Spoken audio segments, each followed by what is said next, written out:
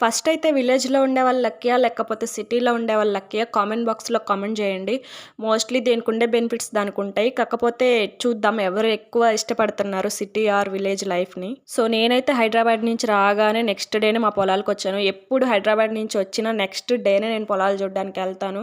మనసంతా ప్రశాంతంగా ఉంటది. ఆ గ్రీనరీ మొత్తం, ఆ నేచర్‌నంతా చూస్తా ఉంటే. ఈ చిన్ని జామకాయ చెట్టుకి ఒక చిన్న జామకాయ కాసింది. భలే తియ్యగా ఉంది కాయ అయితే. సో, ఇక్కడ మా నాన్న ఏం చేస్తున్నాడంటే అరటికాయ చెట్టు మొత్తం పాడైపోయాక కింద మొదల్లో కట్ చేశాక ఒక ఆకు పెట్టి గట్టిగా కట్టేశాక ఒక 2 డేస్ ఆర్ 3 డేస్ వచ్చి చూస్తే దాంట్లో నీళ్లు ఊరుతాయి అనమాట.